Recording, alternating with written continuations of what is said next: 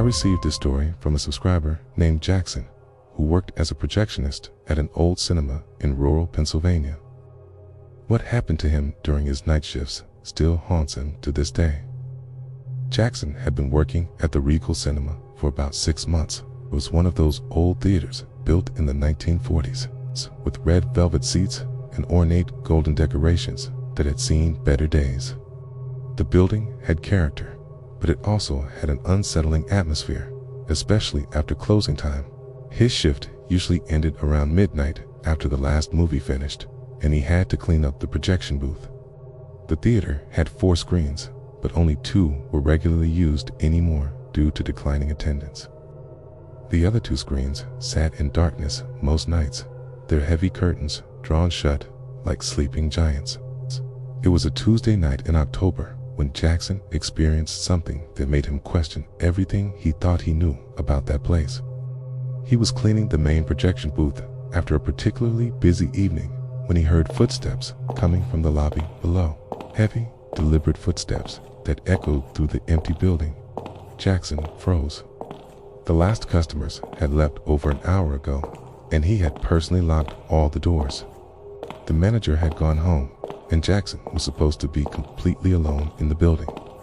He listened carefully, trying to convince himself it was just the old building settling, but the footsteps continued, slow and methodical, like someone was pacing back and forth. He grabbed his flashlight and made his way down to the lobby, his heart pounding in his chest. The main lights were off, leaving only the dim emergency lighting to guide his way. As he reached the bottom of the stairs, the footsteps stopped abruptly. Jackson called out, thinking maybe someone had gotten locked in by accident. His voice echoed through the empty space, but there was no response. He shined his flashlight around the lobby, checking behind the concession stand and in the corners where shadows gathered thickest. Nothing. That's when he heard the sound that made his blood run cold. The distinct creak of theater seats being lowered. It was coming from Theater 3, one of the unused screens. Jackson had been in that theater earlier to check that everything was secure, and all the seats had been in their upright position, against every instinct telling him to leave. Jackson approached Theater 3. The door was slightly ajar, even though he remembered closing it completely. He pushed it open slowly, and his flashlight beam cut through the darkness to reveal something impossible. In the 5th row, dead center, 3 seats were down. Not just down, but positioned as if people were sitting in them, with the armrests adjusted and everything. Jackson's hands started shaking as he swept his flashlight across the rest of the theater. Every other seat was upright, exactly as he had left them, but that wasn't the worst part. As Jackson stood there trying to process what he was seeing, he heard something that made him want to run, screaming from the building. It was the sound of popcorn being eaten, that distinctive crunching sound, slow and deliberate, coming from the direction of those 3 lowered seats. Jackson's flashlight beam trembled as he pointed it toward the sound. The seats appeared empty, but the crunching continued, accompanied now by what sounded like quiet whispers. He couldn't make out the words, but the tone was conversational, as if 3 people were having a casual discussion about the movie they were watching. The thing is, there was no movie playing. The screen was dark, the projector was off, and the theater was completely silent, except for those impossible sounds. Jackson backed out of the theater slowly, never taking his eyes off those 3 seats. As he reached the door, he heard one final sound that still gives him nightmares. The unmistakable sound of 3 people clapping, slow and rhythmic, as if they were applauding a performance that only they could see. He ran. Jackson grabbed his keys and jacket and ran out of that building without looking back. He called in sick the next day and eventually quit without giving a proper notice. He later learned from a former employee that the theater had been built on the site of an old vaudeville house that had burned down in 1943, killing 3 performers who had been trapped on stage during their final act. Jackson never went back to find out if those 3 seats were still down the next morning. Some mysteries are better left unsolved.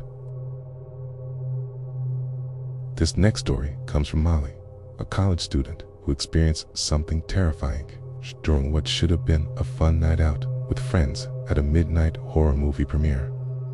Molly and her 3 roommates had been looking forward to the midnight showing of a new horror film for weeks. They arrived at the multiplex around 11:30 p.m., grabbed their snacks, settled into their seats in the back row of Theater 8.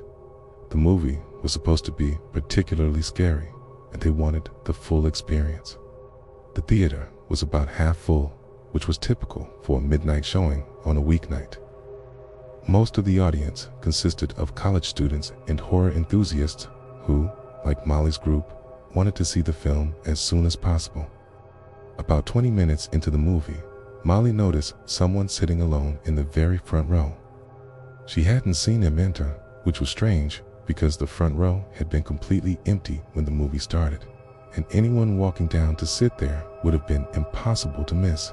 What made it even more unsettling was that the person was sitting perfectly still, unnaturally still, facing the screen without moving at all. Even during the loudest, most intense scenes, this person didn't flinch, didn't shift in their seat, didn't even seem to be breathing. Molly tried to focus on the movie, but she found herself constantly glancing down at that motionless figure. Something about the way he sat there was deeply wrong. His posture was too perfect, too rigid, like a mannequin that had been placed in the seat. During a particularly quiet scene in the movie, Molly heard something that made her skin crawl. It was the sound of someone talking, but it wasn't coming from the movie's audio track. It was coming from the front row, from that perfectly still figure. The voice was low and monotone, speaking in what sounded like a constant stream of words with no breaks, no pauses for breath. Molly couldn't make out what was being said, but the continuous drone of that voice created an atmosphere of dread that had nothing to do with the horror movie playing on screen. Other people in the theater started to notice too. Molly could see heads turning, people whispering to each other and pointing toward the front row. Whenever someone would try to get a better look, the talking would stop abruptly, only to resume a few minutes later. About halfway through the movie, during a scene where the main character was exploring a dark basement, the figure in the front row suddenly stood up. But he didn't stand up normally. He rose from his seat in one fluid motion, without using his hands to push himself up, without any of the natural movements you'd expect from someone getting out of a theater seat. Once standing, he remained perfectly motionless for several seconds before turning around to face the audience. Molly's blood ran cold when she saw his face, or rather, the lack thereof. In the dim light reflected from the movie screen, she could see that where his face should have been was just smooth, featureless skin. The faceless figure began walking up the aisle, moving with that same unnatural fluidity. His steps made no sound on the carpeted floor, and he seemed to glide rather than walk. As he moved past each row of seats, the people sitting there would suddenly become completely silent, as if something had stolen their ability to speak. Molly wanted to run, wanted to grab her friends and get out of there, but she found herself unable to move. It was as if the very air in the theater had become thick and oppressive, holding everyone in place. The figure reached the back of the theater and stopped directly beside Molly's row. She could feel him standing there, could sense his presence, even though she couldn't bring herself to look directly at him.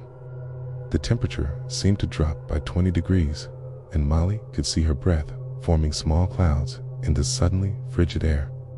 Then, just as suddenly as it had begun, everything returned to normal. The figure was gone, the temperature returned to normal, and the other moviegoers resumed their normal reactions to the film. It was as if nothing had happened at all. But Molly knew something had happened. She and her friends sat in stunned silence for the rest of the movie, too frightened to discuss what they had witnessed. When the credits rolled and the lights came up, they rushed out of the theater without saying a word to each other. It wasn't until they got back to their dorm room that they finally talked about what they had seen. Each of them had experienced the same thing: the motionless figure, the strange voice, the impossible way he had moved. But when they checked online reviews and social media posts about that particular screening, no one else mentioned anything unusual. Molly never went to another midnight movie showing. She later learned that Theater 8 had been the site of a tragic incident 5 years earlier when a disturbed individual had attacked several moviegoers during a late-night screening. The attacker had been described by survivors as moving in an unnaturally smooth, gliding manner, and his face had been severely disfigured in a chemical accident years before the attack. The final story I want to share comes from Kane, security guard who worked the overnight shift at a large movie theater complex. What he discovered in the basement storage area changed his entire perspective on what might be lurking in the dark corners of seemingly innocent places. Kane had been working security at the Pinnacle Cinemas for almost 2 years. It was a relatively easy job. He would do his rounds, check that all the doors were locked, monitor the security cameras, and make sure no one was trying to break in after hours. The theater was located in a busy shopping center, so there was always some activity in the surrounding area, but the building itself was usually completely quiet after the last employees went home. The theater complex was massive, with 16 screens spread across 3 floors, plus a basement level that housed storage rooms, maintenance, equipment, and the building's main electrical systems. Kane rarely had reason to go into the basement, but it was part of his rounds to check the main storage areas and ensure all the utility room doors were properly secured. It was during his 3rd week on the job that Kane first noticed something odd about the basement. Key was doing his usual midnight rounds when he heard what sounded like muffled voices coming from somewhere below the main floor. At first, he assumed it was just sound traveling from one of the late-night screenings, but when he checked the schedule, all the movies should have ended at least an hour earlier. Kane made his way down to the basement to investigate.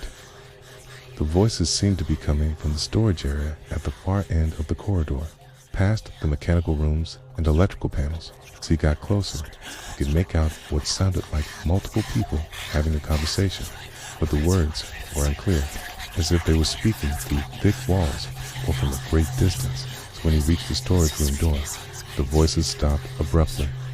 Kane tried the handle and found it locked, which was normal. He used his master key to open it and shined his flashlight inside.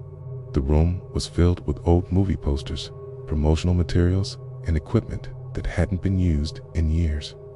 Everything appeared normal, but there was something about the atmosphere in that room that felt wrong. The air was colder than it should have been, and there was a strange smell. Not exactly unpleasant, but definitely out of place. It reminded Kane of old fabric and dust, but with an underlying scent that he couldn't identify. He did a quick check of the room and left, making sure to lock the door behind him. Over the next few weeks, Kane heard the voices 3 more times. It's always coming from that same storage room, always stopping the moment he got close enough to investigate. He began to dread that part of his rounds, but he couldn't ignore it. It was his job to check every area of the building. The breakthrough came on a Friday night in November. Kane was making his rounds when he heard the voices again, but this time they seemed louder, more animated. Instead of going directly to the storage room, he decided to listen from a distance, hoping to understand what was being said. What he heard made him question his own sanity. The voices were discussing movies, but not current movies. They were talking about films from the 1940s and 1950s, discussing actors and storylines with the enthusiasm of people who had just seen these movies for the first time. The conversation was animated and detailed, as if a group of friends were excitedly sharing their thoughts after a night at the cinema. Kane crept closer, trying to make out more details. He could distinguish at least 4 different voices, 3 men and 1 woman. They were talking about a movie called The Best Years of Our Lives, as if it had just been released, discussing the performances and the story with genuine emotion and excitement. As Kane reached the storage room door, he noticed something that made his heart skip a beat. There was light coming from under the door. Not electric light, but something warmer and more flickering, like candlelight or the glow from an old film projector. Kane put his ear to the door and listened carefully. The voices were definitely coming from inside the room, and they were much clearer now. He could hear every word, every laugh, every excited comment about the movie they were discussing. But that was impossible. He had checked this room dozens of times, okay, and it was just storage space with no electrical connections beyond a single overhead bulb. Gathering his courage, Kane slowly turned the key and opened the door just a crack. What he saw inside defied all logic and reason. The storage room had been transformed into what looked like a 1940s movie theater lobby. The walls were covered in vintage movie posters and elegant decorations. There were 4 people standing near what appeared to be a concession stand, dressed in clothing from that era. Okay, they were exactly as Kane had imagined from their voices. 3 men in suits and fedoras, and 1 woman in a beautiful dress with her hair styled in perfect 1940s victory rolls. But these weren't actors or people in costume. As Kane watched through the crack in the door, he realized that the 4 figures were slightly transparent, and they seemed to be unaware of the modern storage items that occupied the same space. They were existing in their own version of the room, a version that belonged to a different time entirely. The woman laughed at something one of the men said, and the sound was crystal clear and completely genuine. They were discussing their plans to see another movie the following weekend, debating whether the new Jimmy Stewart picture would be worth the ticket price. Kane watched in fascination and terror as the 4 figures continued their conversation, completely oblivious to his presence. They seemed to be reliving the same night over and over again, trapped in a moment of pure joy and excitement about the movies they loved. Suddenly, one of the men looked directly at the door where Kane was hiding. Okay. The man's eyes met Kane's through the crack, and his expression changed from joy to something much more intense and desperate. Okay. The man began walking toward the door, and Kane could see his mouth moving, as if he was trying to say something urgent. Kane slammed the door shut and turned the key, his hands shaking uncontrollably. Okay. He could hear pounding from the other side of the door, not violent or threatening, but desperate, as if someone was trying to get his attention.